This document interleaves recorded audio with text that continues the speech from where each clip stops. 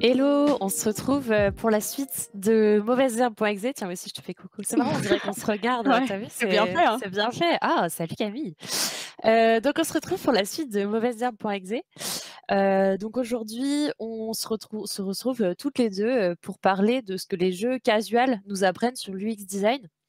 Donc, peut-être qu'on peut commencer par rapidement rappeler pourquoi on parle de ce sujet-là, Camille, si ça te va. Yes, complètement. Hop. Est-ce qu'il y a tout? Oui, c'est bon. Donc, du coup, ça, c'est nous, mais en stylé. Et du coup, moi, vous nous connaissez normalement déjà toutes les 2, mais du coup, moi, c'est Clémentine. Je suis game designer freelance. Je suis game designer spécialisée dans l'UX. Voilà, et je bosse chez Monkey Moon en tant que game designer en ce moment. Et je donne aussi des cours aux étudiants de Studio M et un peu aux étudiants et aux étudiantes de l'Engmin aussi, mais du coup, c'est dans tes icônes, donc je te laisse en parler. Ça marche, merci, Clémentine. Bah, bonjour à tous et à toutes, moi je rejoins le stream aujourd'hui. Donc je m'appelle Camille, je suis game designer et je travaille actuellement, chez, Homo Ludens. Ma coloration aussi, c'est en vrai, beaucoup, UX designer, enfin ma spécialité de game designer, mais j'ai fait du live, enfin voilà, j'ai fait un peu d'autres choses et à côté, je suis aussi, responsable, professionnelle, de la section game design, au CNAM Engmin. Donc je donne des cours à des étudiants et je les suis, tout au long de leur projet. Donc voilà, on a toutes les 2 un peu aujourd'hui la casquette, prof et en même Ouais. temps, game designer et UX aussi et c'est pour ça qu'on est là pour en parler d'ailleurs. Ouais, ouais, je pense qu'ils nous clonent en fait à l'Engmin, c'est C'est la ça. théorie. Voilà. Donc, du coup, aujourd'hui, on va un peu avoir un format de conversation, on va essayer de faire ça de manière un peu libre. Donc en fait, on a préparé des slides avec des questions qu'on va se poser à nous 2 et on va essayer d'y répondre ou parfois on n'aura pas forcément de réponse, mais on aura des éléments de réponse et en gros, on aimerait bien vous partager un peu nos learnings pour parler à la Ubisoft, mais du coup nos apprentissages après, quelques années à bosser, sur et avec, des jeux, casual. Heu, voilà nos apprentissages sur l'UX design tout simplement. Donc, Camille, je te pose la question, qu'est-ce que l'UX design? Qu'est-ce que l'UX? Alors déjà, ce que je peux te dire, Clémentine, c'est que UX, ça veut dire, user experience, donc expérience, joueur-joueuse, expérience utilisateur, utilisatrice, ça dépend un peu, du contexte. Et du coup, bah, pour moi, ça recoupe un peu, bah, tout simplement toute l'expérience, des utilisateurs et des utilisatrices, qui vont prendre en main, un jeu vidéo. Faut savoir que l'UX, c'est quand même un domaine qui n'est pas exclusif aux jeux vidéo. En tout cas, voilà, c'est un domaine de réflexion et de compétences qui existe aussi notamment dans le web, dont on parle beaucoup. On aura l'occasion, je pense, d'en reparler un peu, mais il y a des différences entre l'UX dans le web et l'UX dans les jeux vidéo. Il y a des spécificités qui sont propres aux jeux vidéo, dont on va parler aujourd'hui. Je sais pas si tu veux rajouter quelque chose, Clémentine? Oui, oui, j'aurais bien rajouté, que du coup, dans le jeu vidéo, c'est toujours un peu difficile de différencier, je trouve, le game design et l'UX design. Parce que finalement, bah, quand on fait de l'UX design, enfin du game design, on va designer un jeu et un jeu, c'est l'expérience de nos joueurs et de nos joueuses, en fait. Donc qu'est-ce que c'est la différence? Bah, pour moi, ça se situe pas vraiment sur une différence d'expertise et de métier, mais peut-être plus sur une différence d'approche.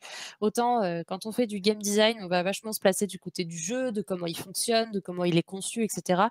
Alors que du point de vue de l'UX design, on va souvent plus partir de nos joueurs et de nos joueuses pour se questionner sur ce qu'on veut leur faire vivre pour ensuite concevoir le jeu qu'il leur faut. Donc souvent, en fait, il faut les 2 approches pour faire un jeu qui soit à la fois, bien conçu et profond et intéressant et équilibré et en même temps qui soit chouette pour les joueurs et les joueuses qu'on a choisi, de viser et dont on a identifié des besoins précis.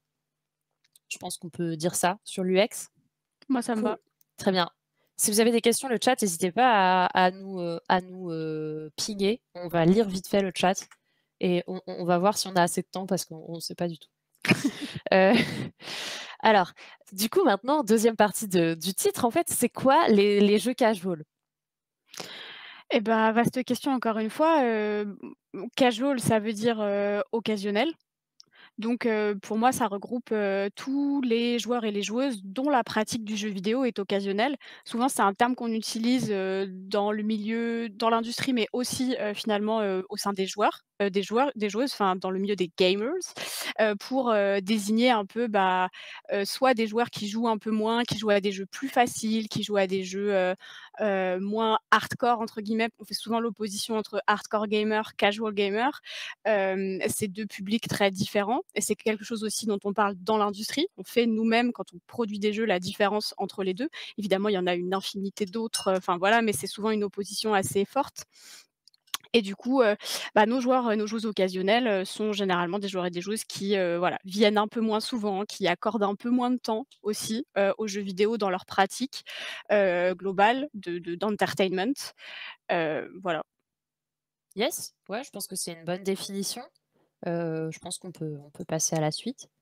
Alors, ça, c'est un truc, dont on avait commencé à parler. Peut-être que je peux en parler un peu. Yes. Donc c'est la différence entre, jeu casual ou pratique casual. Donc, c'est vrai que notre talk s'intitule «Jeux casual», mais en fait, très souvent, nos exemples, on savait pas trop forcément si c'était bien des jeux casual ou pas. Parce qu'en fait, il y a des fois où quand on est un game développeur, on pose l'étiquette très vite sur notre jeu de: «Bah oui, on va faire un jeu casual» et puis parfois on se retrouve, à avoir des gens qui ont pas du tout la pratique qu'on voulait sur notre jeu et du coup, parfois on se retrouve à avoir designé un jeu casual ou au contraire un jeu très, tryhard, hardcore et avoir, des joueurs et des joueuses qui vont avoir une pratique différente et c'est pour ça on va aussi parler de pratique casual. Il y a des gens qui vont avoir des pratiques casual sur des jeux, assez hardcore. Par exemple, moi je ne fais jamais de ranked, dans Valorant, alors que c'est plutôt le mode normal, de jeu, voilà, pour Valorant et à côté de ça, il y a aussi des pratiques, complètement, assidues, tryhard, et avancées sur des jeux, qui ont plus une image ou une conception, on va dire casual. Par exemple, vous verrez le stream de Juliette et Camille tout à l'heure qui sera, je fais petite pub, qui sera, assez, tryhard. Pourtant, c'est sur les Sims et clairement quand on pense Sims, on pense plutôt à, voilà, on a plutôt des images, associées au monde du casual dans la tête et pas forcément des images, extrêmement, sérieuses, genre j'ai fait Mmh. des feuilles Excel, je suis allée voir les solis sur internet et enfin les guides, d'optimisation Mmh. sur internet et cetera, quoi. Donc voilà, c'est pour ça qu'on voulait faire ce distinguo aussi, dans notre slide. C'est bon pour toi, Camille? Mouais. Cool. En fait, il faut que je clique à chaque fois, c'est un peu perturbant. Alors voilà, ensuite, on a décidé de couper un peu notre truc avec des grandes leçons. Donc c'est des grandes leçons que vous pouvez appliquer à peu près tout dans l'UX, mais que nous, on a vraiment, pu expérimenter et qui marchent très bien dans le jeu casual, en fait. Donc voilà, le talk, c'est un peu, voilà ce qu'on a vu dans le casual et c'est encore plus vrai partout ailleurs. Je pense qu'on peut le définir comme ça. Donc la première leçon, je ne sais pas si tu veux la lire, Camille? Imiter le réel, rappeler les codes connus. Ta ta Qu'est-ce que tin. ça veut dire? Qu'est-ce que ça veut dire? Je pense qu'on fait un two-man show excellent, je sais pas ce qu'en pense le chat, mais je le trouve, extrêmement détendu et très naturel. C'est clair. Ouais, complètement, aucun souci. Très bien, c'est très bien. C'est très bien, des reines de la comédie. Alors, Mmh. 1re question qu'on s'est posée, c'est, est-ce qu'il y a des codes universels, qui peuvent nous aider à comprendre les jeux? Donc ça, c'est parti d'un constat qu'on a, hem qu'en fait, quand on design des jeux vidéo, on pense souvent à un profil de joueur et de joueuse et très souvent, on va déjà attendre d'elles et d'eux qu'ils aient des connaissances. En fait, avant même de rentrer dans le jeu, souvent, on va leur demander d'avoir des connaissances préalables. C'est rare qu'on vous réexplique, toutes les mécaniques d'un jeu de tir quand vous arrivez, c'est rare qu'on vous explique, ce que c'est qu'un cooldown, c'est rare qu'on vous explique comment tourner une caméra ou genre vraiment dans les subtilités et tout ça. C et donc, ça, c'est pour les jeux traditionnels, on va dire. C'est pour les jeux qui Mmh. ont un public un peu plus averti, quoi. Quand on parle de jeux, casual, on va partir d'un public qui n'a pas ces connaissances préalables, en fait. Donc la question qu'on s'est posée, c'est, est-ce qu'il y a des codes, en fait? Est-ce qu'il y a des choses, qui parlent même à des personnes qui ne connaissent pas les jeux vidéo, en fait? Comment est-ce qu'on leur fait comprendre des choses alors qu'eux, ils ont jamais eu une manette dans les mains, quoi? Donc Je c'était un peu cette question-là. Je Ouais. vais rebondir sur ce que tu viens de dire parce qu'on pourrait penser qu'en tant que professionnel, du jeu vidéo, on est vachement capable de faire le distinguo, de faire, vraiment, voilà, la différence entre un public, plus hardcore, un public plus casual. Mais, en fait, faut savoir que la plupart des professionnels de l'industrie du jeu vidéo sont aussi des gamers et qu'il y a des choses qu'on a vraiment intégrées, comme faisant partie de nous et étant des réflexes et c'est des fois difficile pour les développeurs, même des développeurs très expérimentés, de bien se rappeler systématiquement, surtout quand on fait un jeu casual, de quel côté est-ce qu'on se place et comment est-ce qu'on est en train de designer en se basant sur des réflexes? Est-ce que si j'ai décidé que là, ce contrôle, c'est, la gâchette droite sur ma manette, c'est parce que j'ai l'habitude et j'ai vu ça partout? Ou est-ce que c'est parce que c'est le plus intuitif et le plus logique pour quelqu'un qui prendrait une manette dans les mains?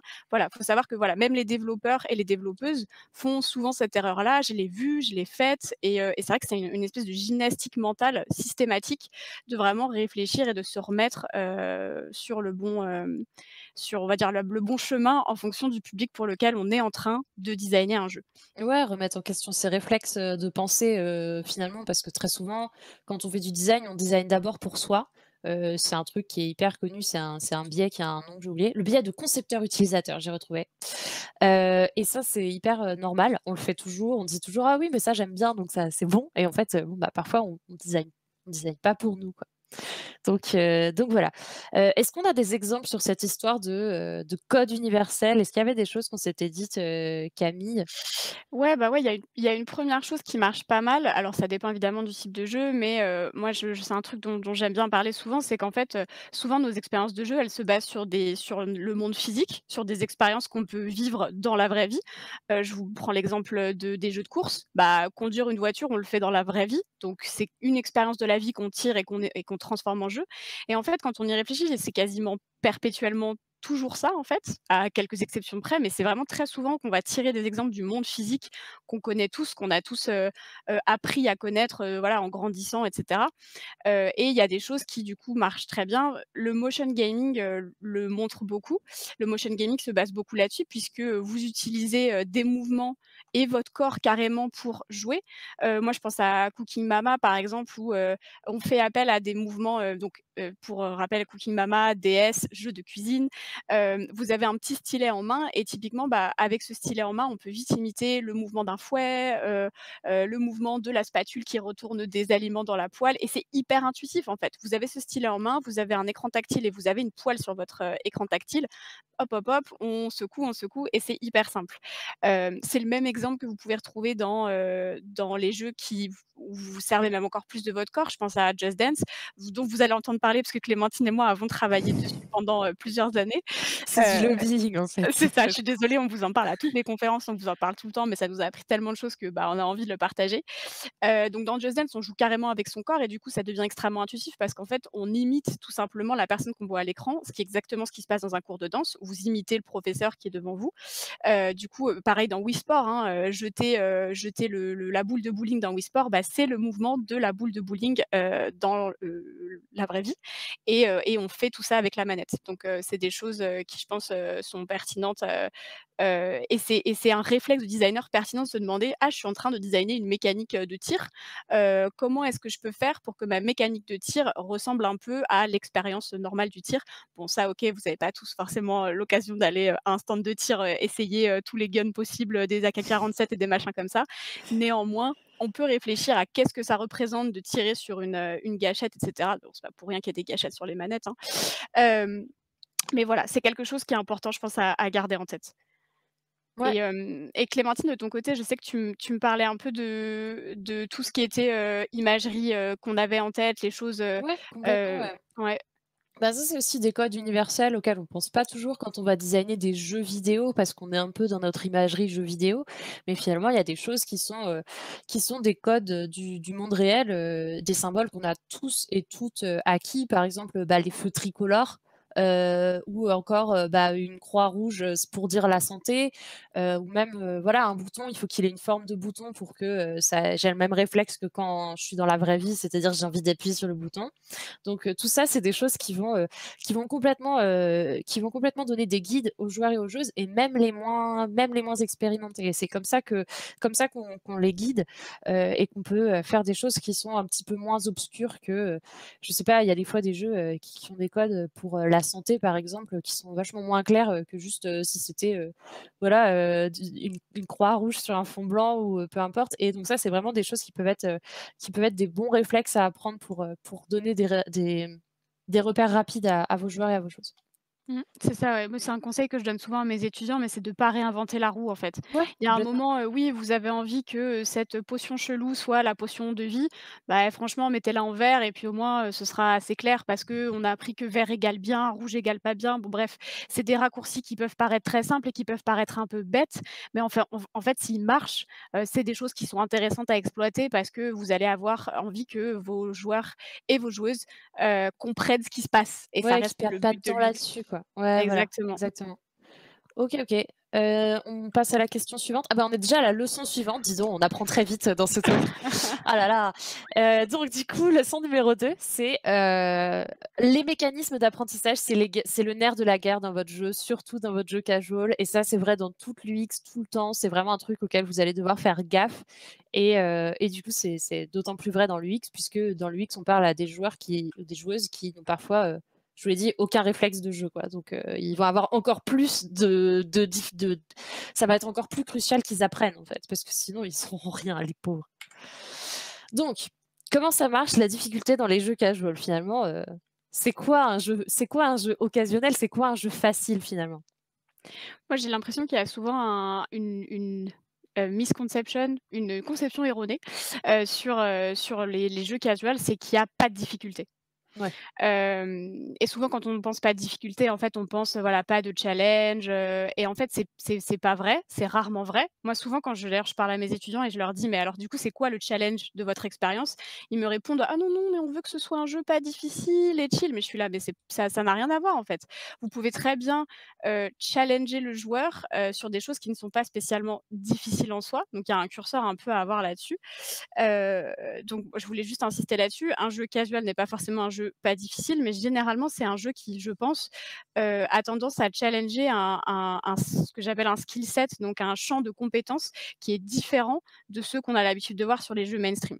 Donc typiquement, les jeux mainstream, je pense, voilà, aux gros jeux triple A, donc on a beaucoup parlé de mécanique de tir, c'est un type de mécanique qu'on retrouve dans énormément de jeux dans les jeux vidéo, parce que c'est un truc intéressant en termes c'est un principe d'interaction qui est intéressant.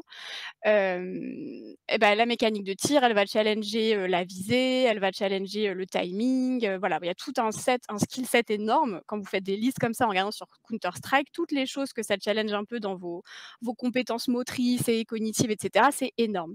Dans un jeu casual, on va challenger beaucoup moins de skills.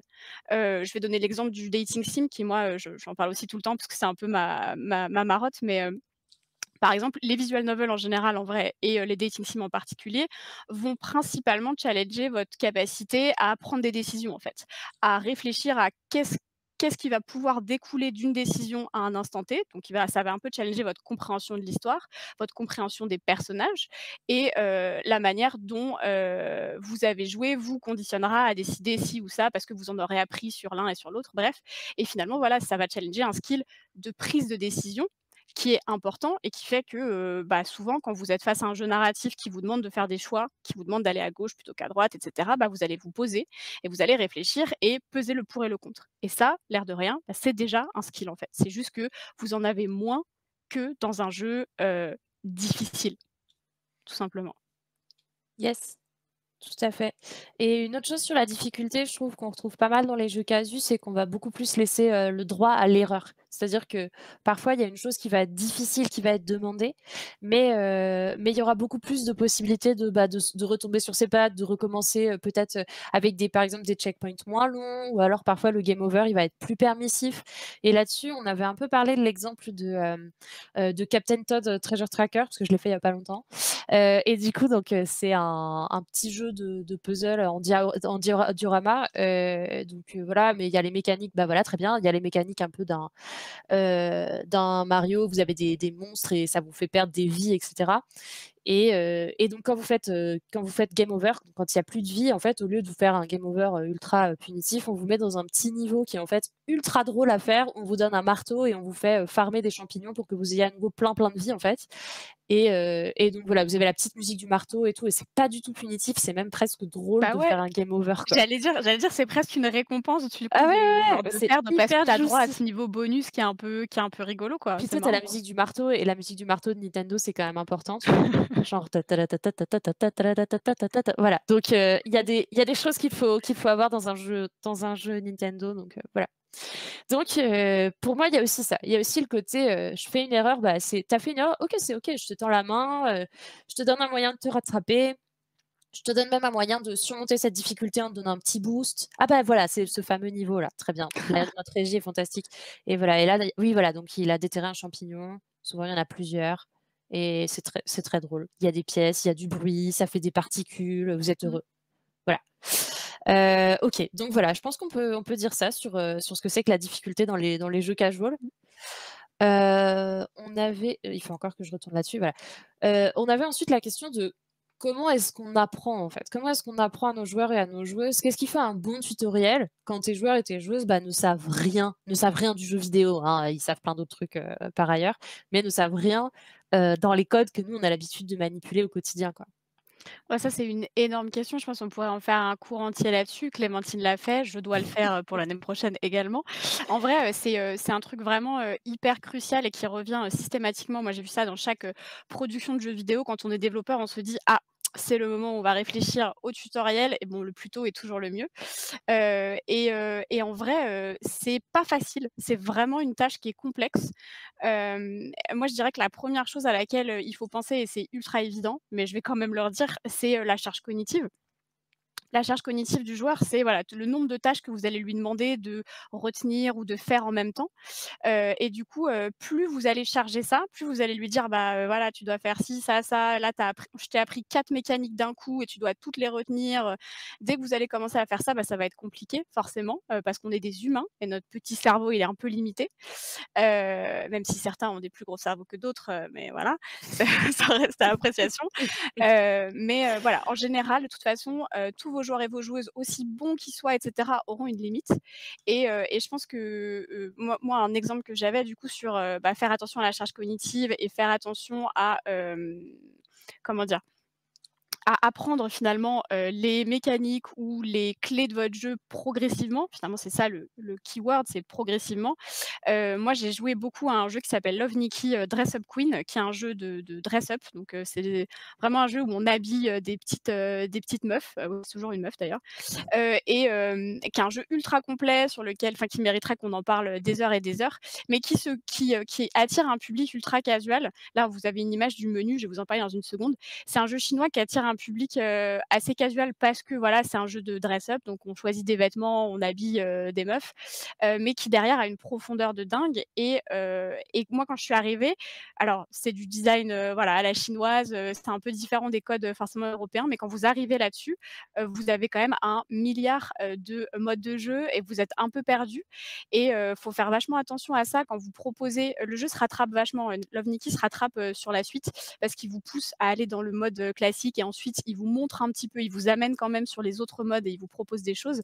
Mais c'est vrai que voilà, faites attention à ce que vous donnez à vos joueurs et à vos joueuses et si vous leur donnez tout de suite parce que vous voulez être généreux, bah, faites bien attention à ce que ça fasse sens, dans votre jeu, pour vos joueurs et vos joueuses et cetera parce que ça peut être complètement, bouleversant et ils peuvent avoir trop de choses à gérer d'un coup, quoi. Ouais, tout à fait. J'ai une question dans le chat, je te la lis si Ouais, tu veux. vas-y, vas-y. Alors la question c'est: est-ce que le plus tôt, c'est vraiment le mieux pour faire le tutoriel? Dans le genre, on n'a pas forcément bien maîtrisé les features du jeu en tant que dev, est-ce que c'est une bonne idée de se lancer dans le tuto tout de suite? Vraie bonne question.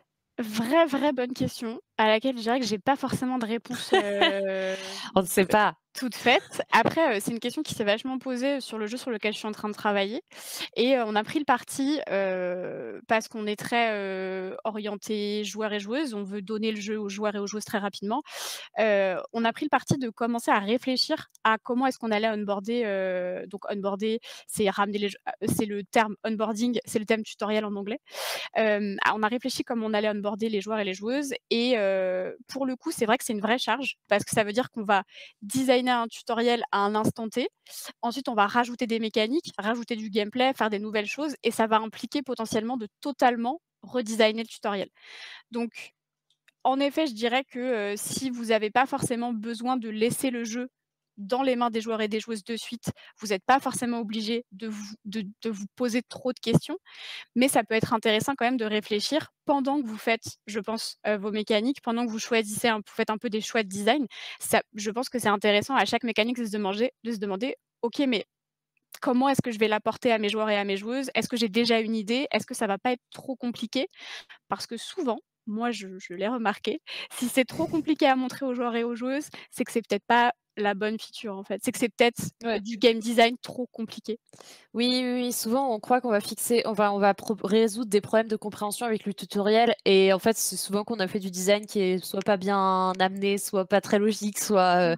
et donc ouais, la question du tutoriel, elle est compliquée parce que, c'est important de on va dire de vérifier assez tôt, que ça marche et que ça fonctionne et qu'il y a pas besoin d'un tuto de 8 heures pour te faire comprendre ton jeu.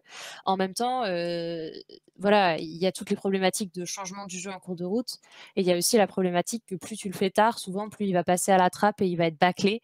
Donc il y a toujours c'est limite, c'est un chantier qu'il faut prendre du début jusqu'à la fin pour moi, en fait, la question Ouais. du tutoriel. Genre, c'est un sujet de prod, en continu, quoi. Voilà, voilà. J'espère qu'on a répondu à ta question. Je crois que oui, car tu as mis des clap clap. Donc, merci. Merci à toi. On passe à la question suivante, Camille, ou on avait d'autres choses à dire? Il me semble qu'on avait deux-trois autres choses. Bon, bah, on peut passer un peu rapidement dessus, je pense, Ouais, mais oui, carrément, ouais, ouais, vas-y. il y avait l'idée d'apprendre, en faisant, qui est un peu aussi un truc, ultra basique, sur, l'idée de donner une mécanique aux joueurs et le laisser pratiquer, en fait. Les laisser essayer cette mécanique-là. Ça, c'est un truc qui marche très bien, et d'ailleurs, enfin, autant faut-il que cette mécanique soit expliquée parce que tu me reparlais du tuto de Among Us, tout à l'heure, qui est pour le coup quasi inexistant, non?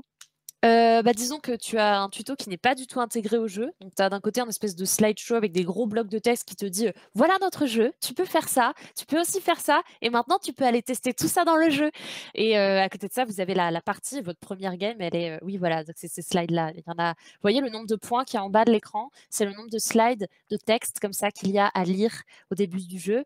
Donc oui voilà, je vois la tête horrifiée de Camille. Donc ça, il ne faut pas le faire et je vous rassure, quand j'en parle aux gens, tout le monde me dit: «Ah bon, il y a un tutoriel dans Ouais, Among Us?» j'allais Parce que dire la même voilà, chose. donc voilà, parce qu'en fait, personne n'a lu ce truc-là parce que les gens ne lisent pas les textes, en fait, dans les jeux. Ça, c'est un truc à retenir. Mais du coup, c'est hyper intéressant quand tu dis que parce que moi, la première fois où j'ai joué à Among Us, du coup, bah, c'est quelqu'un qui m'a expliqué, en fait et Ouais, donc j'aime assez comment tu peux dire que dans des jeux comme ça, qui sont un peu coop, heu, au final, ce que n'ont pas fait les développeurs et les développeuses, c'est les joueurs et les joueuses qui le reprennent et qui, du coup, bah, intronisent un peu d'autres joueurs et d'autres joueuses à ouais, jouer. Je trouve ça il assez y a un cool. côté un peu initiation, C'est ça. cérémonial, Genre, ouais, ouais, ouais, ouais. merci de faire le travail que nous n'avons pas Ouais, fait ou grave. que nous n'avons pas eu le Ouais, temps ou mal ouais. Bah, fait, quoi. du coup, Ça, bah, c'est ce que font la plupart des joueurs qui t'intronisent à Among Us, c'est qu'ils te disent: «Bah, viens, on va aller dans une game et puis, bah, la première, elle sera pour du beurre, quoi et puis tu vas la faire». Donc voilà et souvent, c'est exactement, apprendre en faisant, sauf que ça a pas été du tout prévu par les devs, quoi. Mais ça fonctionne, du coup, plus ou moins, tant mieux.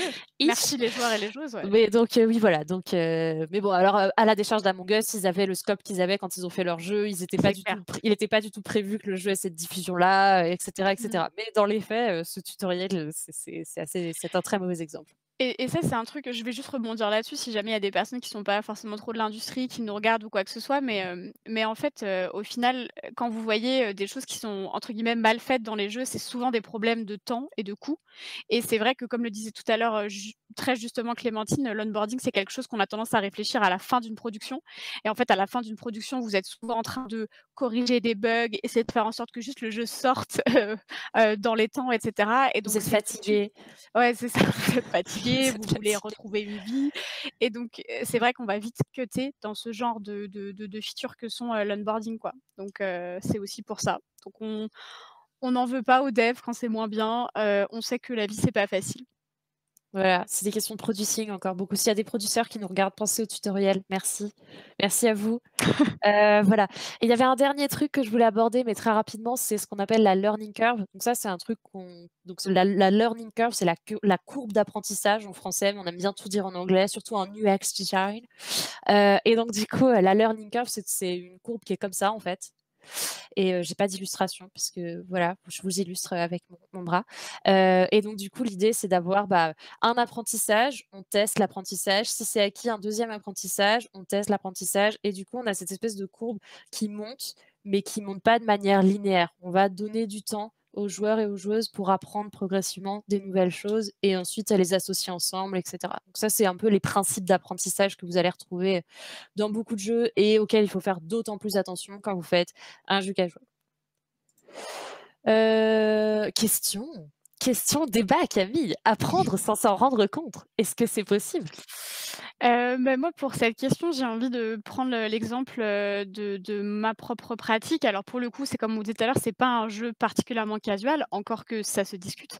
Mais, du coup, moi, mon premier jeu multijoueur compétitif auquel j'ai vraiment beaucoup joué, c'était Overwatch et il y a un truc intéressant que je trouve dans Overwatch, c'est que, donc moi, je suis arrivée vraiment, en dilettante, voilà, j'avais jamais fait de jeu de tir, j'avais jamais joué, enfin bref, j'étais une noob, finie et en fait, ce qui est rigolo, c'est que sans forcément faire beaucoup d'efforts, mais juste à force de jouer, le jeu m'a permis de progresser et je l'ai vu. Alors j'avoue que mes amis plus forts que moi m'ont aussi permis de progresser, Clémentine, wink wink. Mais c'est vrai qu'en fait, en ayant plein de situations de jeu, en assistant à des situations de jeu, en regardant comment les autres joueurs et joueuses réagissaient et en imitant ensuite, ces, «stratégies» entre guillemets ou ces tactiques ou ces moves, bah, moi ça m'a permis aussi d'améliorer ma pratique et je trouve ça intéressant comme, des jeux comme ça qui sont, qui demandent d'être très réactifs, qui demandent beaucoup de réflexes et cetera, sont pas forcément des jeux où tu vas te poser et apprendre toutes les règles une par une et l'ulti de machin, il faut le placer à ce moment-là pour que ce soit pertinent.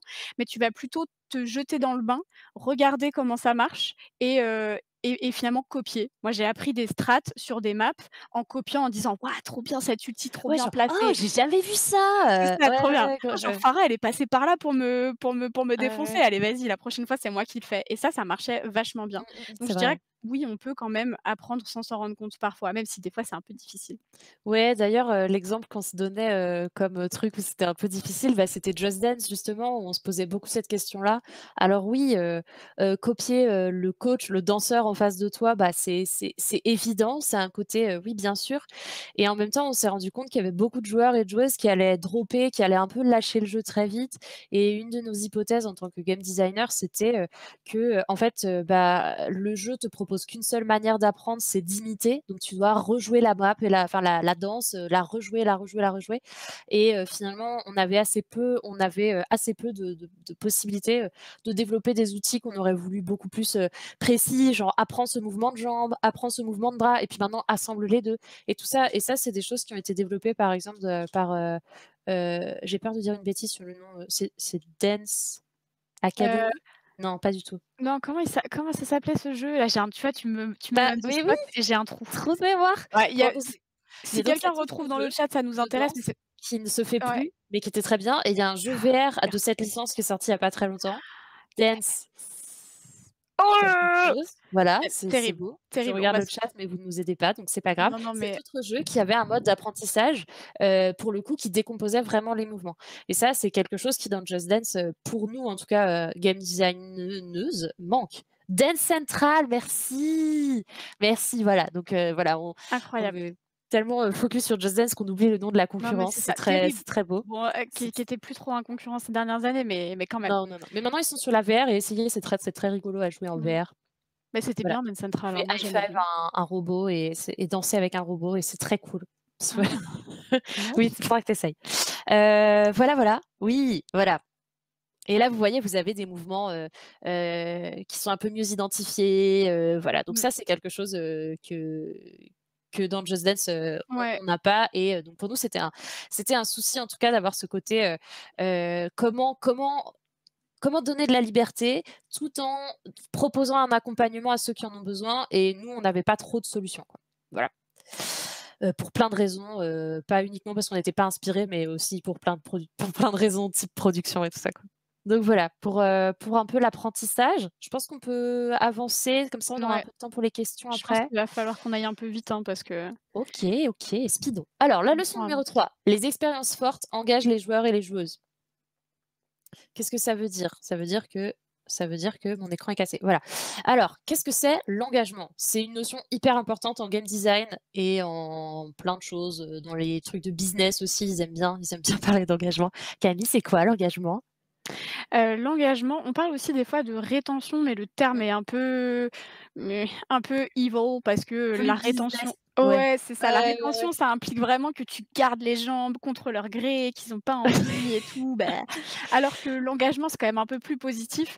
L'engagement, tout simplement, c'est, le fait d'être, engagé, surprise, dans le jeu, dans lequel on joue, en fait et c'est, vraiment vouloir, rester, dans ce jeu, rester plus longtemps, revenir d'une session à l'autre. S'investir, Exactement, ouais. participer à la communauté, poster des choses dessus, enfin voilà, tout ce qui se passe Acheter à des skins, l'intérieur du jeu, acheter des skins, le nerf de la guerre. voilà, hein. Mais voilà, tout ce qui peut se passer à l'intérieur et à l'extérieur, du jeu et c'est vrai que comme vient de le dire Clémentine, c'est un truc très, très important pour les studios de jeux vidéo parce qu'en fait, plus un joueur va être engagé dans un jeu et plus il va être capable de dépenser de l'argent et on est quand même une industrie qui fait de l'argent, ce qui a été critiqué dans d'autres tables rondes, mais on va pas aborder ça parce que sinon on va se perdre.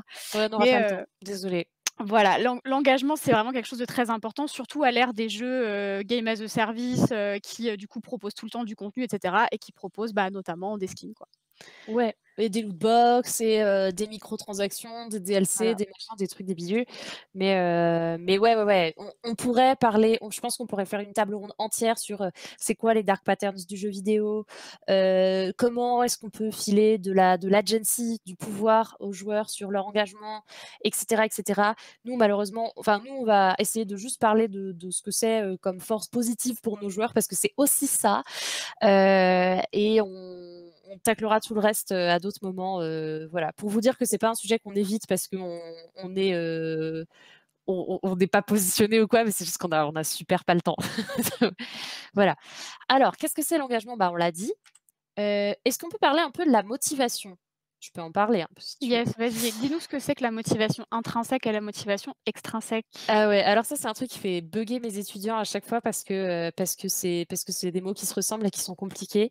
Donc la motivation, c'est le truc qui va vous amener à être engagé, en fait. Vous allez, et qui va vous amener, en fait, à faire des choses dans le jeu.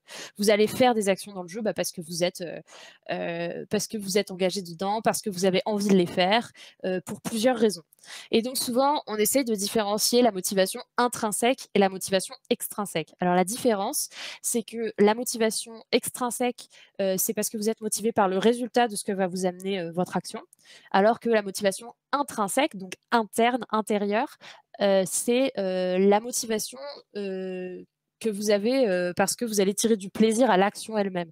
Donc, l'exemple que donnait Camille tout à l'heure et que je trouvais, tout à fait, pertinent, c'était, si je vais à la piscine, ma motivation intrinsèque, c'est que j'aime bien nager, ça me fait me sentir bien et cetera.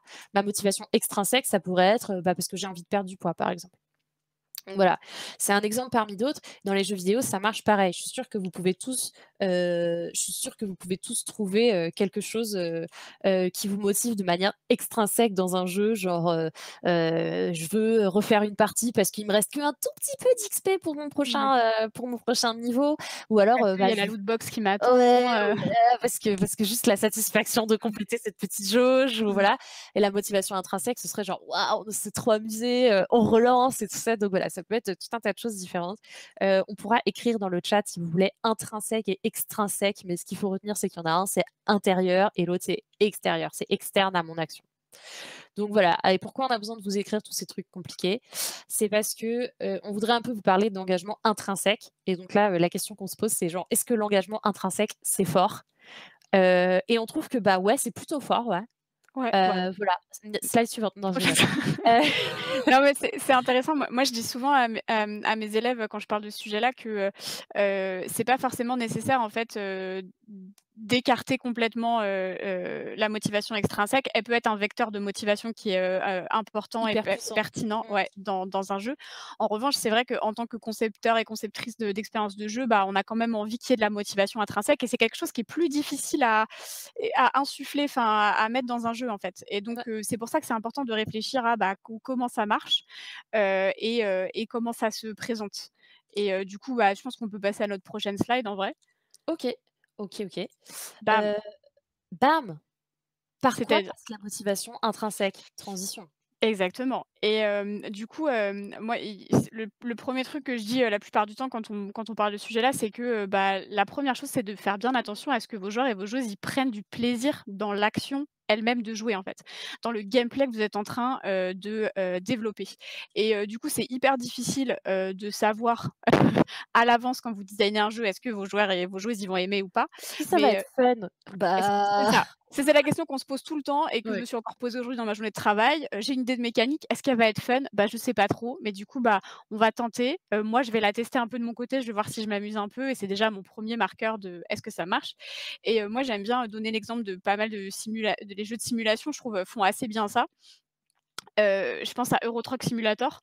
Il y a une époque où j'ai beaucoup joué à Euro Truck Simulator, qui est du coup un jeu de simulation de conduite de camion. Donc vous êtes un routier et bon pour le coup c'est un jeu de simulation donc il y a plein de trucs un peu techniques. Vous manipulez un peu le camion, il faut que vous gériez les tournants et les trucs comme ça. Mais en fait ce qui est trop cool, c'est qu'ils ont vraiment, modélisé, des autoroutes entières. Vous pouvez traverser tous les Pays-Bas et tout. Moi j'ai donc Euro Truck Europe, donc vous avez un peu plein de paysages comme ça et en fait, c'est juste agréable de conduire, d'être dans son petit camion, de voir ces petits champs, à côté et vous avez vraiment, une sensation, enfin ça marche en fait. On Ouais. y est et donc moi j'y suis restée pas parce que, il y avait des trucs chiants, il fallait tourner avec la cargaison machin, juste parce que j'aimais bien me lancer et c'était juste agréable de conduire, quoi.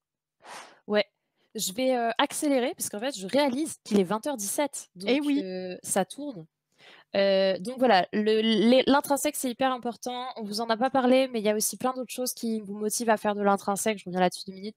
ouais. C'est, vous allez avoir aussi tout ce qui est sentiment de progression, genre le fait que vous devenez plus fort, et que vous sentez devenir plus fort à un jeu, ça va être un énorme vecteur d'engagement et de motivation. C'est vraiment, hyper fort pour les joueurs et les joueuses et vous allez aussi avoir tout ce qui est engagement émotionnel, genre comme vous êtes dans un jeu narratif et que vous voulez pas, par exemple, on parlait de Walking Dead et il fallait protéger, la petite Clémentine, l'autre, pas moi et du coup, ça, c'était hyper fort, avoir un attachement pour un Mmh. personnage.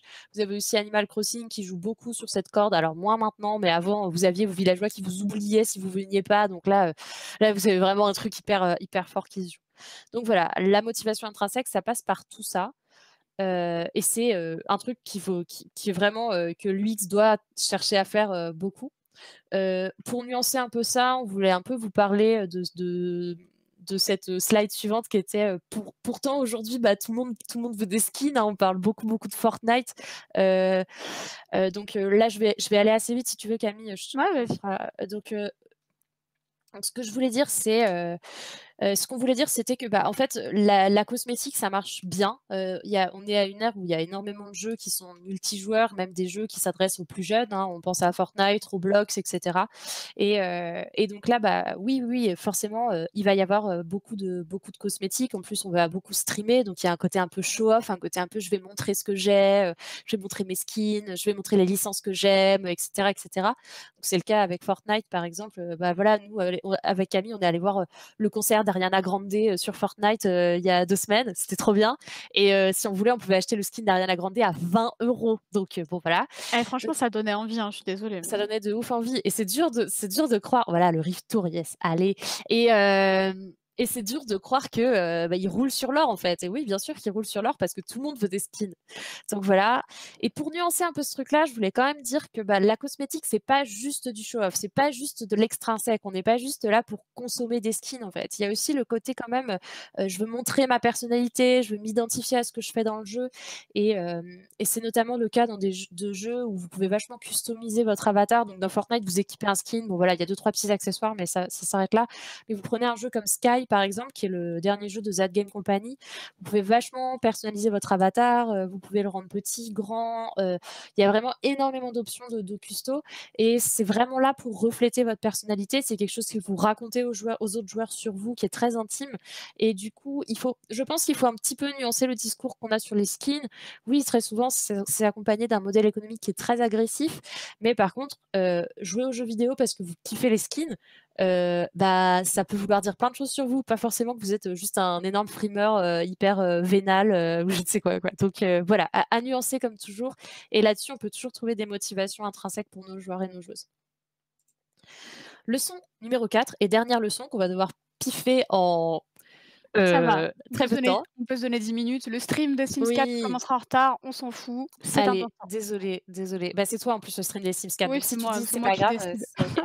Donc la leçon numéro 4, c'est, il faut trouver un game design qui va à l'essentiel. C'est d'autant plus vrai dans les jeux casu, mais globalement, surajouter des éléments, c'est rarement une bonne idée. C'est-à-dire que si vous avez l'impression que vos joueurs et vos joueuses s'ennuient et que vous surrajoutez juste des petites couches de gameplay, vous n'allez pas arriver à un tout qui est forcément ultra cohérent. Donc là, je vous ai mis, une petite, citation de Coco Chanel, qui elle disait qu'avec les accessoires, le plus important, c'est de toujours enlever le dernier qu'on a ajouté. Il y a un côté un peu genre: je me contiens parce que je sais qu'en fait, la bonne dose, c'est un de moins» et du coup, on l'a fait regarder, un screenshot de Satisfactory, donc c'est un peu pour la blague, hein. Satisfactory, ils ont pas mal fait, ils s'adressent juste à un public très, très particulier. Mais voilà, on trouvait ça un peu lol et donc question Camille, peut-on avoir un jeu profond et quand même accessible aux joueurs et aux joueuses casus?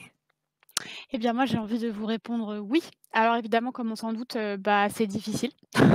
C'est pas, donné à tout le monde parce que, avoir un jeu profond et qui du coup a beaucoup de mécaniques, ça et le rendre accessible, ça demande, comme je vous le disais tout à l'heure, de vraiment se demander, comment est-ce qu'on va apporter ces mécaniques aux joueurs et aux joueuses? Et du coup, moi j'avais envie de donner l'exemple de, Knockout City, qui n'est pas spécifiquement un jeu, casual en tant que tel, puisque c'est un jeu compétitif, donc c'est un jeu de balle aux prisonniers en gros qui est sorti, il y a pas très, très longtemps, auquel on a un peu joué quand même avec, Clémentine et du coup, en fait, ce qui est marrant, c'est que Knockout City, la fantaisie, elle est hyper facile. C'est un jeu de balle aux prisonniers. Donc je lance des ballons sur des gens et si ça les touche, ils perdent une vie et ça, c'est un truc qui appelle, c'est pour ça qu'il y a un côté très accessible, je trouve, à ce jeu, c'est parce que ça en appelle à notre imaginaire collectif. On a tous et toutes, joué ou enfin, j'espère peut-être, à la balle aux prisonniers quand on était jeunes ou en tout cas on sait ce que c'est. Et du coup, c'est très facile de le prendre en main. Voilà, j'attrape un ballon, je le lance. Les contrôles sont pas très compliqués et ne sont pas très nombreux.